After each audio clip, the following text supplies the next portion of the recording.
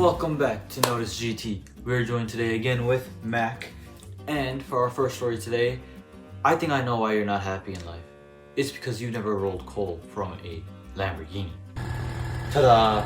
Basically, the people over at One Way Diesel Performance bought a wrecked 04 Lamborghini Gallardo and decided to mate it to a twin-turbo straight-six Cummins diesel. The motor mounts, the headers, the intake manifold, and even the firewall were custom fabricated to make this engine fit, and they mated it to a straight-six open gate manual. And they even gave it a starlit headliner. Now, all I want to know is, did they take this to a coal rolling competition yet? And what's a dyno? Cause that's insane. Now for our next story, as far as I'm concerned, this is not a Corvette, but speed can fix many problems, and Chevy has just announced the ZR1 and something called the Zora. Now they'll both have the basic 6.2 V8 from the Z06, but the ZR1 will have a twin turbo upgrade to it, which should get its 0 to 60 down to 2.5 seconds and its horsepower up to 800. Now the Zora, which is named after Zora Arkus Duntov, which is the man who was the former chief engineer for Corvette and the man who saved the Corvette, it will have the ZR1's engine along with the E-Rays electric motors, putting its horsepower at just under 1,000, and that should get its 0 to 60 down under 2 seconds. Now, maybe this Corvette is starting to grow on me. Now, for our next story, I don't know why car manufacturers start to do this, but they love to mate their off-roaders with sports cars.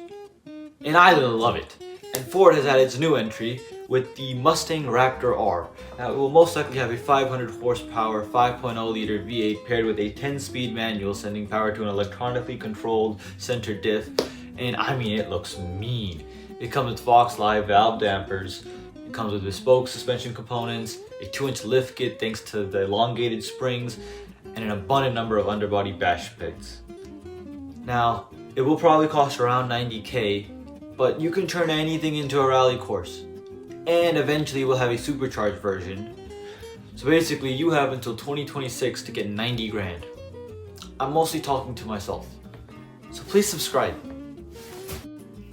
Now BMW has just unveiled the M70, which is BMW's most powerful EV.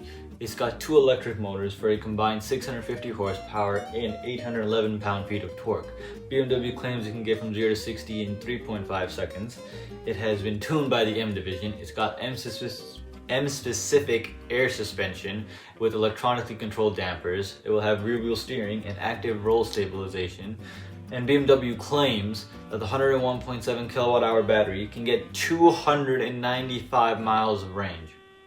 And I believe them because of a new feature called Max Range, which will limit the car to 56 miles per hour, deactivate the climate control, deactivate the heated seats, deactivate the ventilated seats, deactivate the heated steering wheel, and eject all passengers from the vehicle to save weight.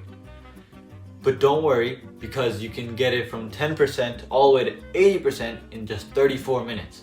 But you need to have a DC 195 kilowatt hour fast charger. But it does have black trim, side skirts, and a rear diffuser insert. Morons. For our final story, speaking of morons, a leak from Tesla has just shown what Tesla called Project Highland, which is some upgrades for the Model 3, including a front-end refresh, and it's still shit, as well as Tesla wanting to move away from in-house seats. I mean, who wouldn't? But they say that these upgrades will make it cheaper to produce, quicker to assemble, and more efficiently produced, all at the cost of quality, I am assured. And I mean, where credit is due though, they have removed the interior wood trim and replacing it with cloth interior trim, so they are destroying the planet just a little bit slower. Now that's it for today's video. I hope you guys liked it. If you did, please share, please like and subscribe and comment. Peace.